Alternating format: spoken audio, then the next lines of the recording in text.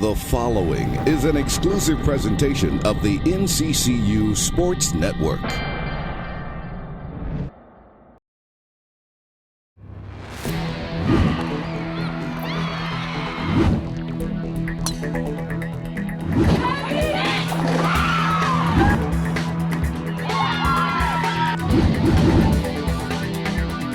North Carolina Central is going to be picked up and knocked for by Tim Daniel. Picked up now by C.J. Moore. C.J. Moore, no one even. This is Eagle Talk on the NCCU Sports Network. Here's your host, Chris Hooks. Hello, Eagle fans. Welcome to another edition of Eagle Talk, jam-packed edition of the program here today. I'm Chris Hooks, the play-by-play voice here at North Carolina Central. In the first segment of the program, we'll have on Jerry Mack to talk about NCCU's huge win over Savannah State this past weekend. We'll also preview the big matchup against Bethune-Cookman as that kicks off at 4 o'clock down in Daytona. We'll have that contest for you at 3:30. Second segment of the program, we'll have on Vanessa Taylor, the women's basketball coach here at North Carolina Central, to preview her 2014-15 squad as their season is inching ever so closely here in just a few weeks. And then we'll talk in the final segment of the program to Kelsey Murphy, sophomore on the volleyball team here at North Carolina Central. Had a tremendous performance and a huge win over North Carolina A&T.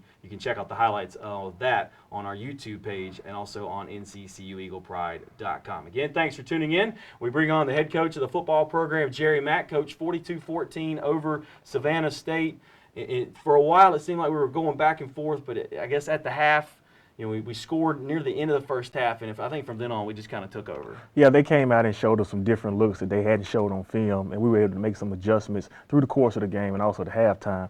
So the kids were able to come in and make those adjustments, and they executed well. You know, Malcolm Bell, MEAC Player of the Week, 5 touchdowns accounted for. Did throw that one pick, but, you know, overall, he just continues to progress and look better each and every game and more confident.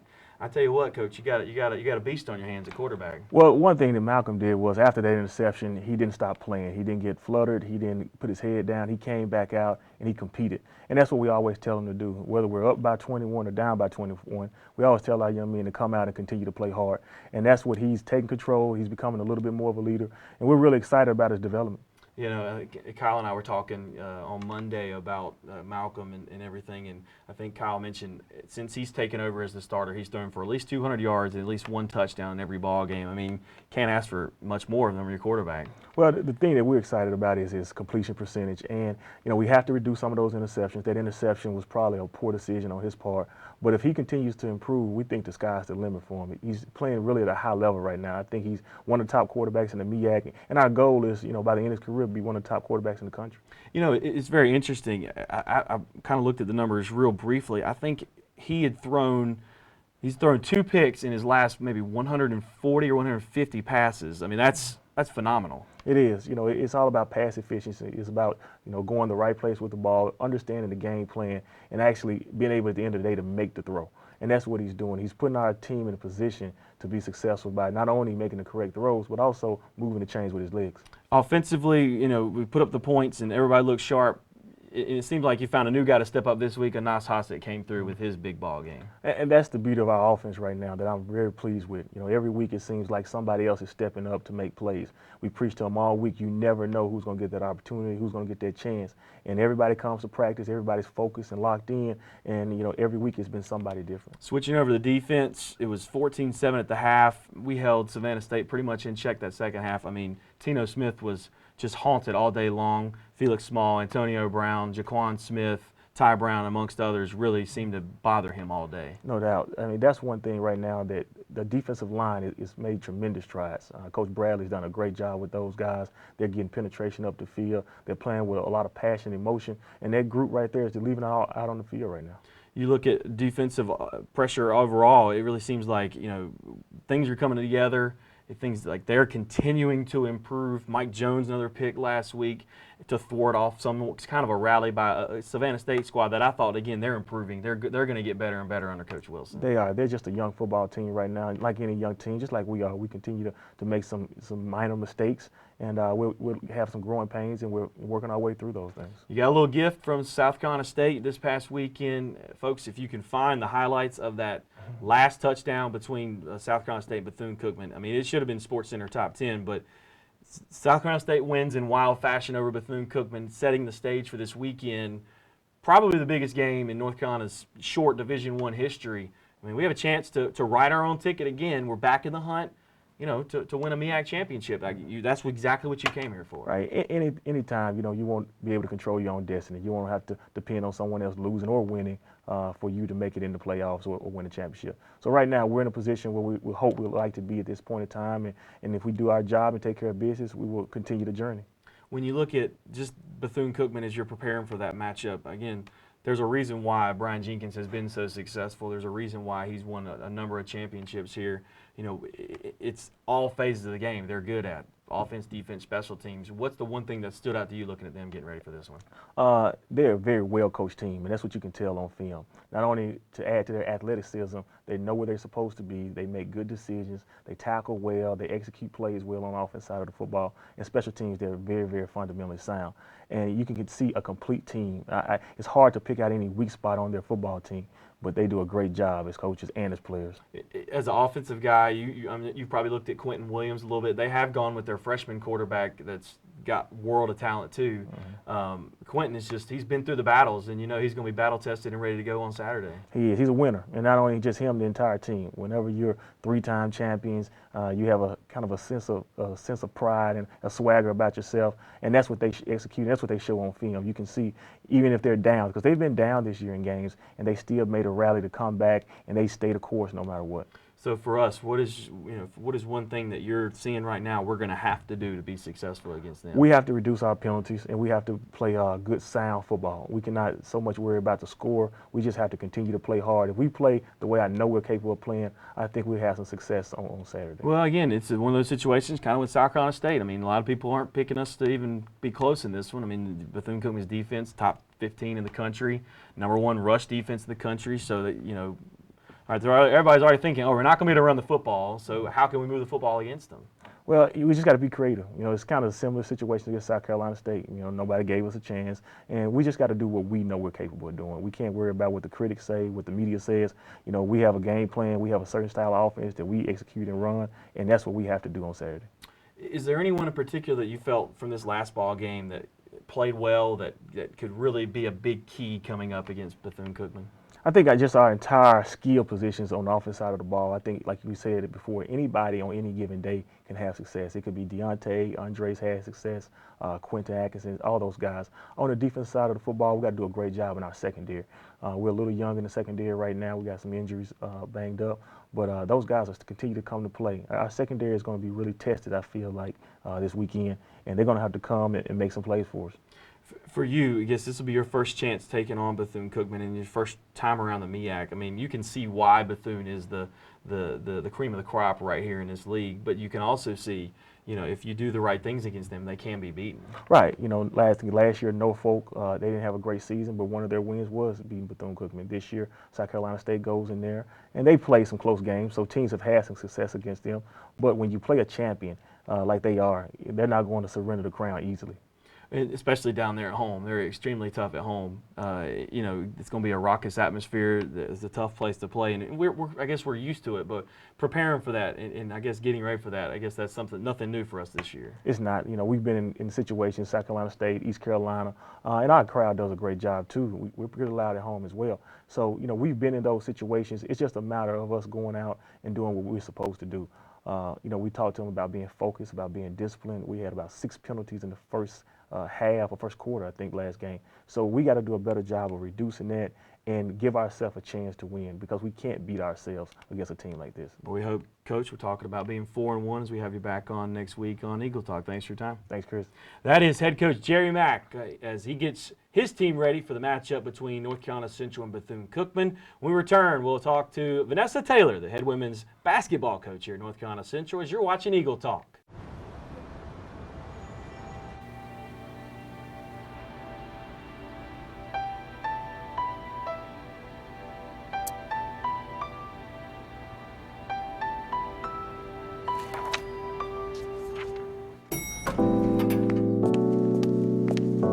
You on that grind, huh? Just trying to be like you. Careful what you wish for. No, that's not negotiable. We have to make sure the contract is tight. It's in the brief. Check paragraph 5. I'm on my way out. What are you studying? Statistics? I flunked that. Have a good night. Hey, you forgot something. No, man. That's you. Big Mac extra sauce, right? Right. Sometimes being deeply rooted Thanks. means being simply connected. Wake up and get to Briggs Restaurants for Briggs $5.99 weekday breakfast specials. Now available from 7 a.m. to 11 a.m. Monday through Friday. Just $5.99 for Briggs weekday breakfast specials. Available only at Briggs. Welcome back to Eagle Talk. We switch gears to women's basketball here in the second segment of the program. Joining us here is the head women's basketball coach here at North Carolina Central, Vanessa Taylor. Coach, first of all, how's practice going as you get ready for another year here at NCCU? It's going. The young women are working extremely hard and they're managing themselves well in the practice setting. We always talk about effort, energy, and attitude. Well, you can done a great job. Okay, I mean to interrupt you there, but you can certainly tell, I had a chance to kind of sneak in and watch some practice the other day. Again, they're certainly getting after it, and you can certainly see the program is heading in the right direction. For you, just the early portion of the year, what are you more concentrating on as you get them ready for game number 1? Well, you want to make sure, first of all, that they know early on what their role is at this point in the season. And we want to work hard defensively to assert ourselves in that particular area. And that's where it begins. We build on our defense as we're developing who we are offensively within this unit. And you got both your point guards back. So, again, you got some veterans that have been in your system. And who are some people that have sort of stepped out and maybe caught your attention here early on? Well, actually, this year we have 3 point guards. And so they'll be doing it by committee. We added Kristen Askew, who sat out last year. Yes, ma'am. Was a transfer from SMU, and so she's ready to get in the mix along with Alexis Hines and Rachel, who is the lone senior at the point guard spot. And so you asked me about new players. Yes, I'm ma'am. sorry. New kids we have, Maya Jackson, who's been sidelined right now with an injury. She has a hairline fracture in her leg, and so with that stress fracture, they're doctoring that up. So soon she should be joining us. But Amani Atkinson, who is a Greensboro native, is looking very good in practices. She plays with a lot of energy. Defensively, she does a great job with her on-the-ball defense, and she has the ability to add offense. And so we're looking forward to her freshman campaign in the MEAC this year. And then along with her, we have, Corona Morton. And so Corona has actually worked extremely hard on the inside. She has been tested early, playing against Raquel Davis and Nikki Works along with Tish Dixon this year. But I think she'll be ready when the ball is tossed up. And so you talk about the newcomer, Kristen Askew. I thought, again, she looked pretty impressive in the practice. I got to see, having her here last year, sitting out and practicing with the team, you can certainly, plug her in. So, again, that gives you depth. One thing that, before you got here had been somewhat lacking. When you look at this roster, you lose Jessica Freeman, who was your leading scorer. It seems like, is it going to be a sort of a take care of her points by committee sort of thing? Well, as a team this year, offense will be by committee. Certainly will be led by returning All-MEAC Raquel Davis, and as well returner Kira Connolly, who did well last year. So along with those two, the other young women I think will chip in. Nikki Works, who was off of another injury, also transferred in from Temple University. We look for big things from Nikki, and so we expect those. And Tish Dixon has been on fire, I tell you, in practice, and so I'm excited to see how her campaign unfolds. When I asked you about replacing Jessica, it was more or less just your leading scorer. Nikki, Rocky, she's a double-double threat every night out. How has she looked in the preseason? One of the things that Rocky actually worked on, and she has looked well in the preseason, one of the things she worked on was passing out of the double. And so with that now, Morgan Jones is getting quality looks as we're in practice and moving that ball around. Certainly it'll be different when we play other teams, but that was one of the things that we definitely wanted her to do a better job with in both of them. Morgan's been in the gym getting up shots, and Rocky now understands out of that double where she wants to go with the ball, and so we're really excited about that combination. Yeah, we talked about Morgan Jones before we did this segment. I was telling you, I think, again, she's got it in her to have a breakout year. She's got a great shot, great-looking shot, quick shot.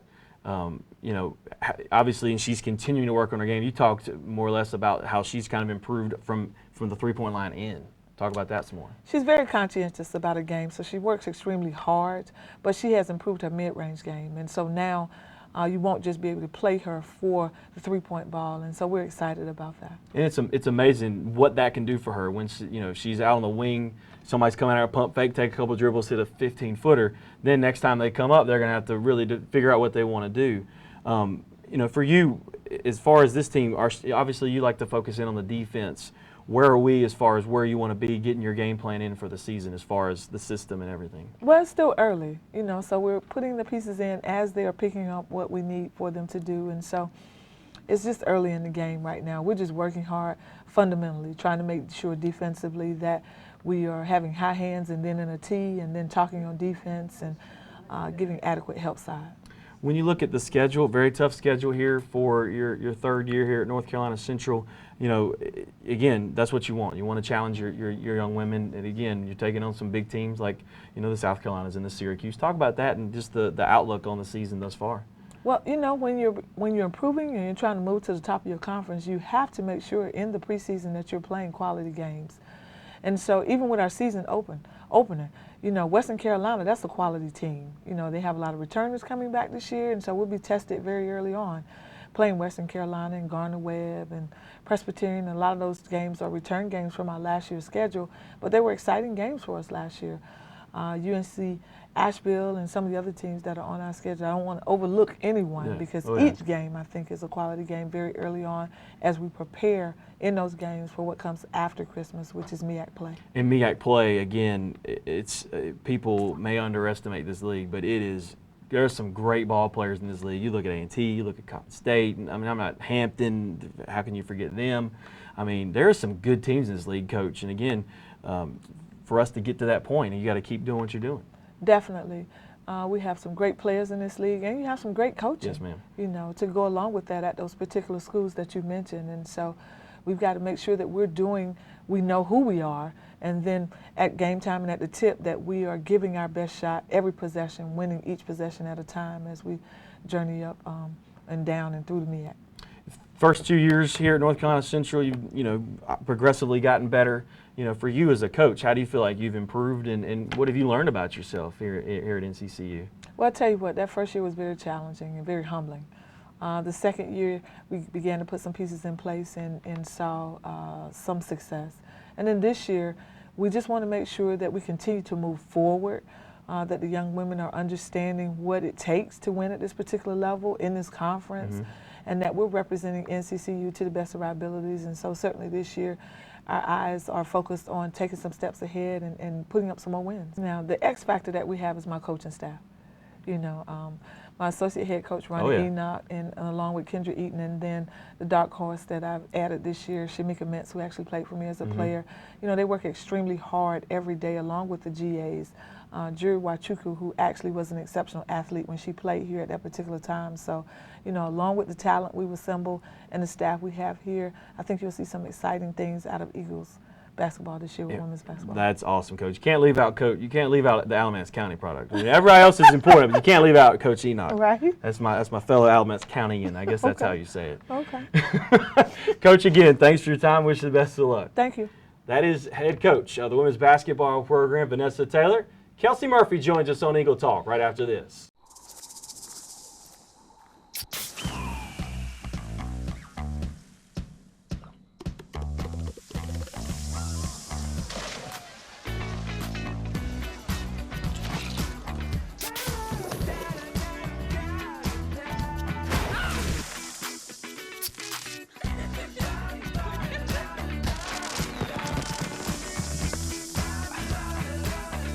Wild Cherry.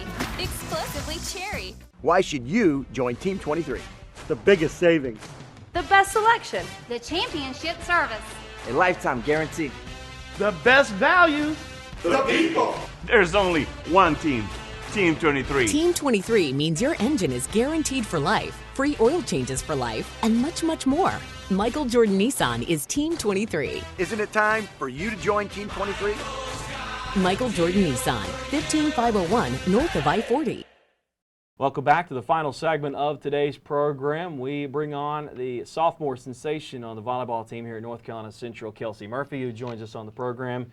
Kelsey, You come off a tremendous performance on Sunday against North Carolina A&T with a career best 21 kills. First of all, thanks for joining us. Second of all, thanks for coming again. Talk about that performance and the win over A&T.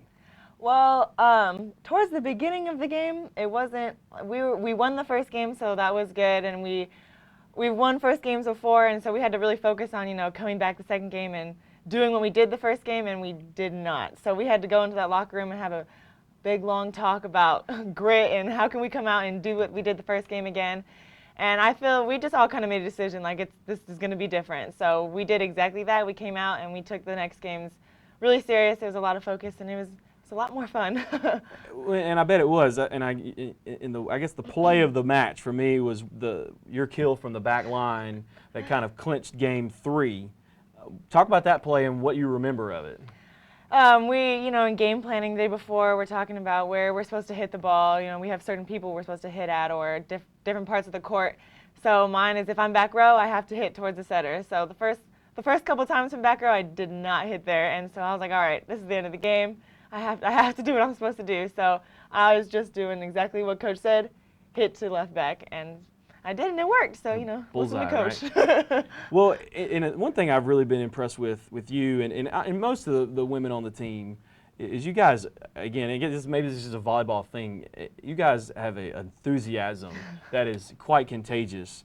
Talk about that. It just seems like you guys are having a lot of fun out there, and that again, that's what it's all about. Yeah, volleyball is a lot of yelling, whether you're yelling at each other to get a ball or you're yelling at yourself for getting a kill, whatever it is. It's the energy of the game is really important. If you have the momentum, it doesn't matter who the other team is on the court, like you can beat them. So that's something we talk a lot about. You'll hear a lot about, it's dead out there, like you gotta talk it up. So after anybody gets a kill, I'm the first one to get pretty excited. So it's a lot of fun to be that way with everybody, and everyone's pretty good about it. We don't have someone on the team that's like, meh. Everyone's pretty excited all the time. Do that again. Well, talk about, again, with Coach Holmes, it really seems like he has an enthusiasm, a very positive nature about him that I think you guys feed off of really well. Mm-hmm. He's really good about if you do something funny or he'll get back at you. So don't do anything crazy because he'll remember it for forever. But he jokes around with us, and it kind of gives us like a lighter. We can come into the game without as much pressure on us because he's pretty fun. No, but he does get serious though. Oh no, he definitely does. Once the game starts, he's Coach Holmes.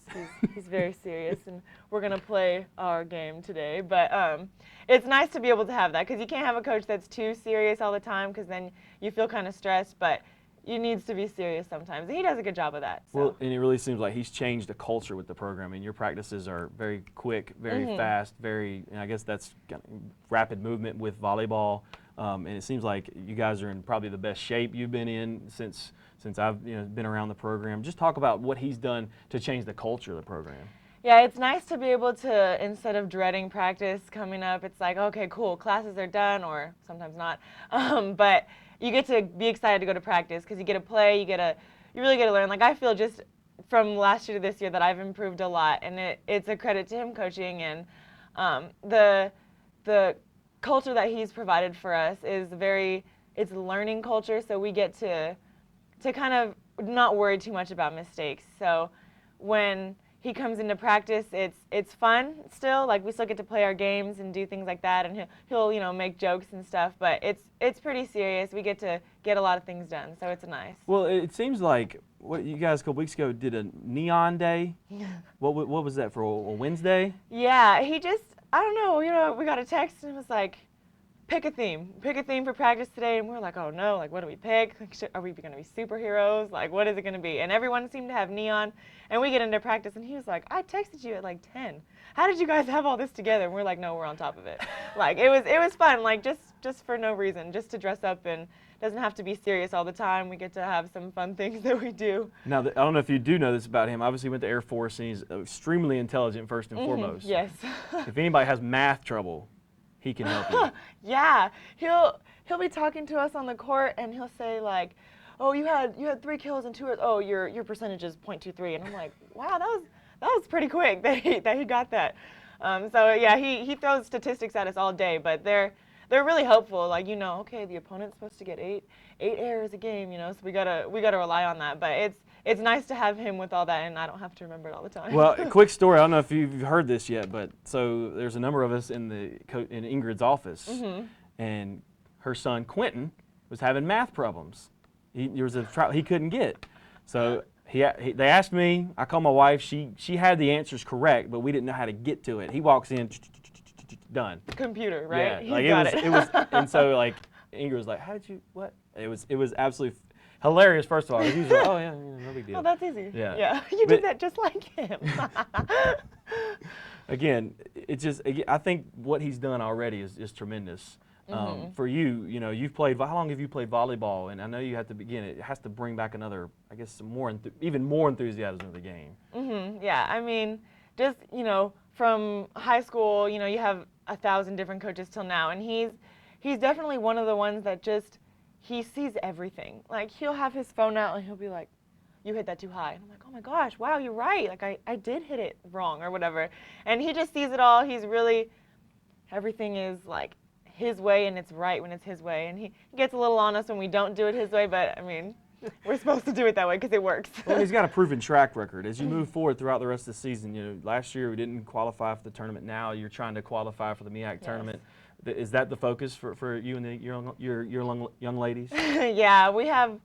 Towards the beginning of the year, he would ask us, what's the goal, and now it's just we have a standard saying, MEAC last 3 games. So we're going to get to the MEAC, which involves conference games, and then we have to win the last 3 games to get into the tournament. So that's our goal, and he's ingrained it in us, and that's what we're working towards. I think we're getting there. That win against A&T certainly has. I feel like you guys have kind of hopefully used that for this weekend coming up. You got a big match against Bethune-Cookman on Friday, and then on Sunday against Florida A&M, 2 of the better teams in the league. Yeah, we're really excited. The win really did help us. I feel like we're a lot more confident. It was nice to be able to beat our rivals first of all, and then to also just come in home and win a game. So I think that's really going to propel us for this Bethune game, which is also really important. And we took them in 5 last time, and I think we can take this one. I know we can do it. I'm really excited about it, and I know all the girls are excited about it as well. Well, we hope that's the case. Let's switch to you personally. All right, you're from California. I'm sure you've been asked this. What's the difference between Rancho Cucamonga and Durham? Well, the people are so nice here. I know from my visit to now, everyone just asks how your day is, and they mean it instead of just the, "Hey, how's it going?" But it's a totally different culture. Everyone is super sweet. It's, everyone asks me here, "So do you surf?" And I'm like, "No, I don't, unfortunately. I wish I did." The weather kills me a little bit. It's like 30 degrees in the morning and 80 in the afternoon, so, I never know what to wear, which is, important. But I really like it out here. California's pretty cool, but if I wasn't going to live there, this might be a possibility. Well, we'd certainly let you stay in the state of North Carolina. Oh, thanks. Kelsey, real quick, what's your major and what you want to do with it?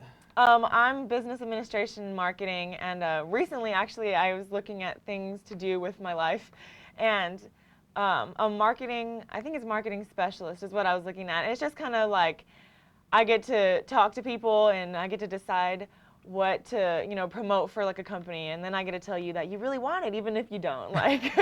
So hopefully I get to work on my persuasion skills, but I want to take it somewhere. I don't want to be in an office all day by myself. That's not where I want to go. So I don't know specifically, but I want to be out talking to people and doing things like that. Well, hopefully you'll get your people skills better. I'm being sarcastic. You, again, bubbly personality. We're certainly glad to have you on Eagle Talk. Wish you the best of luck the rest of the year. Thank you. I'm looking forward to the rest of the year. That is Kelsey Murphy, sophomore on the volleyball team here at North Carolina Central. We'll wrap up this edition of Eagle Talk right after this.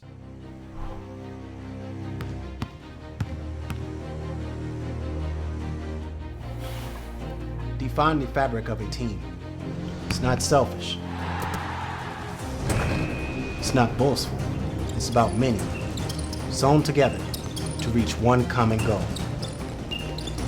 But in order to win, you must learn to work together.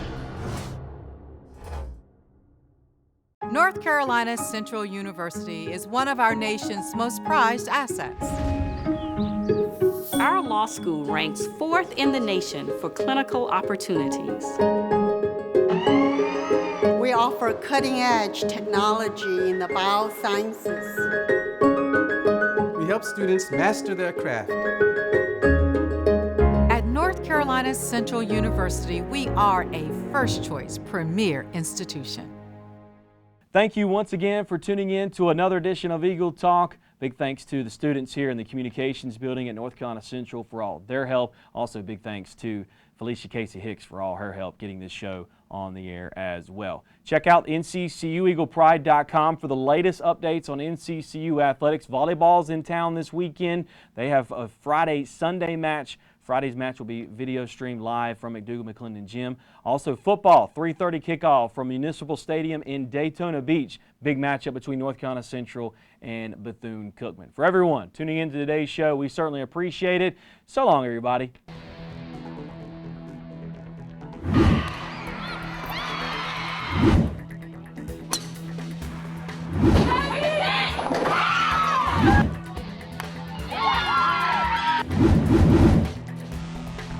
As North Carolina Central is going to be picked up and knocked for by Tim Daniel. Picked up now by C.J. Moore. C.J. Moore, no one even.